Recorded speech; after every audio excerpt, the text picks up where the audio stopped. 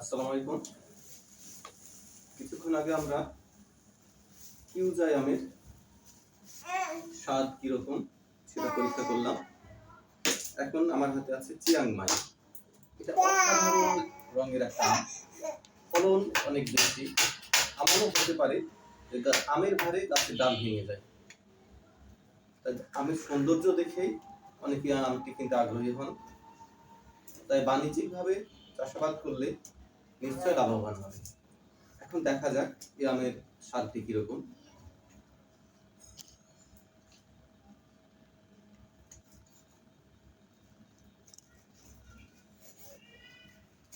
দেখা যাচ্ছে আমের আটি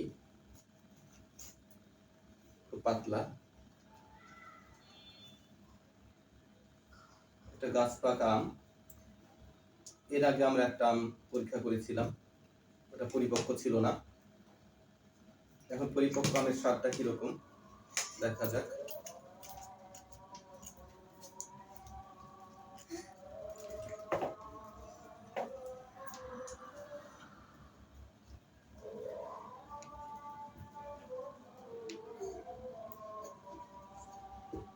অনেকে বলেন চিয়াংমাই আমের স্বাদ ভালো না।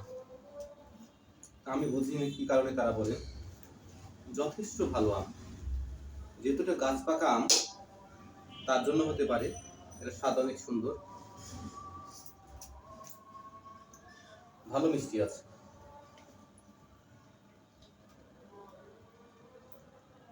যে কোনো ভালো আমের সমতুল্য। এর আগে আমি একটা খেয়েছিলাম, পানসে মনে হয়েছিল, অনেকটা পানসে মনে হয়েছিল। তবে গাছ পাকা আমে কোনো পানসে ভাব নাই, অসাধারণ মিষ্টি। তাই এই আমটা অপরিপক্ক আমকেও হারভেস্ট করবেন না। যদি সম্ভব হয় গাছ পাকা আম হারভেস্ট করবেন। যেহেতু বাণিজ্যিক আম গাছ পাকা হারভেস্ট করা যায় না, তাই নিজে খেতে চাইলে গাছ পাকা আম হারভেস্ট করবেন। এবং আম হারভেস্ট করার সময় খেয়াল রাখবেন আম পরিপক্ক হয়েছে কিনা। সবগুলো পরিপক্ক আম হারভেস্ট করবেন, তাহলে এর পরিপূর্ণ স্বাদ পাবেন। অবশ্যই এটি চাষযোগ্য আম। এটা বাণিজ্যিকভাবে হোক অথবা শৌখিনভাবে হোক, আপনি এটা লাগাতে পারেন। ধন্যবাদ সবাইকে।